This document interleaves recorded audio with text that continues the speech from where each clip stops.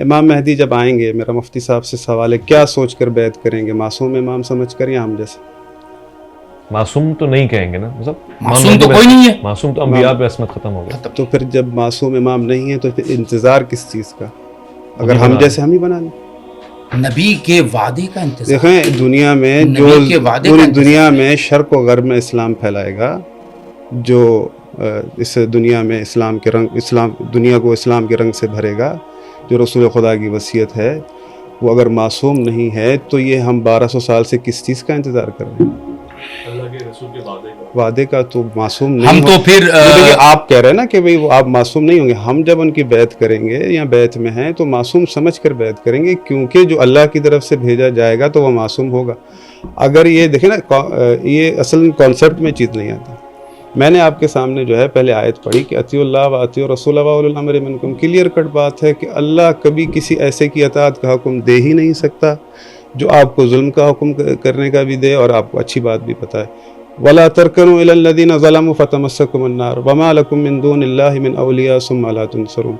خبردار کبھی ظالم کی طرف مائل بھی نہ ہونا. اگر تم ظالم کی طرف مائل ہوگے تو بغیر حساب کتاب کے تمہیں جہنم میں ڈال دیا جائے گا. تو ظالم اگر مثال کے طور پر اگر بیٹھ جائے، حاکم بن جائے، تو میں کہوں کہ یہ رسول اللہ کا خلیفہ ہے. اگر آپ کے پاس یہاں کوئی نیا مسلمان آتا ہے، آپ اس کو یہ دین بتائیں گے کہ بھئی اگر آپ کے پاس کوئی مسیح آتا ہے، کوئی ہندو آتا ہے، کہ بھئی یہ جو حاکم بنتے ہیں ان کی اطاعت اللہ نے واجب کی ہے؟ نہیں ہے.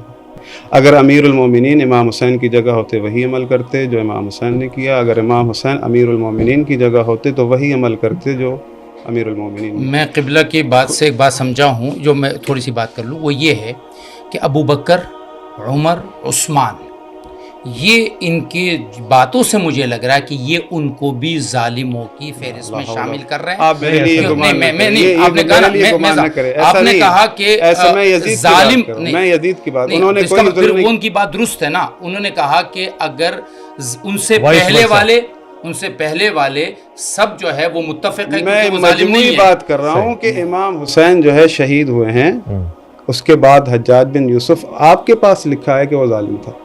ہاں ایسی روایات صحیح ہے نا.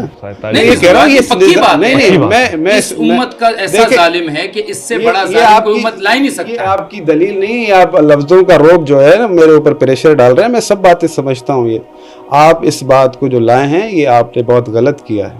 میں آپ کو ایک چیز سمجھا رہا ہوں قرآن کے مطابق کہ بھئی قرآن میں اللہ کبھی بھی ظالم کی اطاعت کا آپ کو حکم نہیں دے سکتا. تو یہ اس دور کے اندر ہمارے حکمران کیا یہ ظالم نہیں ہیں جو لوگوں کے حق کھاتے ہیں؟ تو یہ مجموعی عمومی طور پر بات ہو رہی ہے. میں نے آپ سے جو سوال کیا کہ امام مہدی آئیں گے، تو اگر وہ غیر معصوم ہے تو انتظار کس چیز کا؟ صحیح. یہ نظام کیوں ختم ہو گیا؟ اگر یہی اسلام ہے تو خلاف کیوں ہو گیا؟ آج ہمارے مسلمانوں کے اندر خلیفۃ المسلمین کیوں نہیں؟ بھائی ہمیں ایک چیز کا انتظار ہے. میں نے آپ سے جو پہلے بھی عرض کیا کہ آپ پھر جو ہے وہ اپنا دوسری طرف لے گئے اس بات کو کہ مقصد یہ ہے کہ امیر المومنین اگر امام حسن مجتبیٰ یا امام حسین یا ان کے بعد امام زین العابدین جو بھی ہیں، اللہ کے رسول نے کیا یہ نہیں کہا تھا کہ ان کا خیال رکھنا؟ اہل بیت رسول کا آخر کیا قصور تھا جو اس طرح نہ قتل کیے گئے؟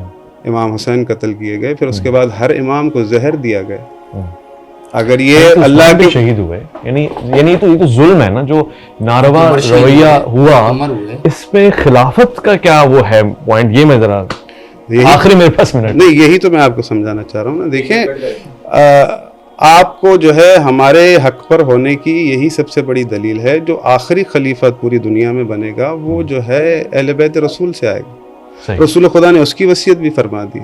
رسول خدا نے اگر فرمایا ہے کہ خلافت چلے گی، یہ تو حضرت نے مان لیا کہ 12 خلفاء ہوں گے، پھر اس کی مرضی سے آپ جو ہے اس کو بیچ میں سے نکالیں، یہ اچھا تھا تو یہ خراب تھا، یہ ایسا نہیں ہوگا. رسول خدا نے تواتر کے ساتھ جو ہے پورا ایک سلسلہ بیان کر دیا. اب رسول خدا صلی اللہ علیہ وسلم کے میرے بعد میرے 12 خلیفہ ہوں گے خود سے منسوب کیا. تو جب ہم یزید یا حجاج بن یوسف یا جو آل مروان ہیں ان کی بات کرتے ہیں تو مقصد کہنے کا یہ ہے جن کو آپ شمار کرتے ہیں، کیا رسول خدا نے ان کی وصیت کی تھی؟ آپ ایک نان مسلم جو آپ کے پاس اسلام میں آئے گا اسے کیا جواب دیں گے کہ رسول خدا نے آپ کو کیا ایسا دین دیا؟ ٹھیک ہے جی، آپ یہ جواب دیں نا، کہنا چاہتا ہوں ایسا جواب دیں جو مطلب منطقی ٹھیک ہو.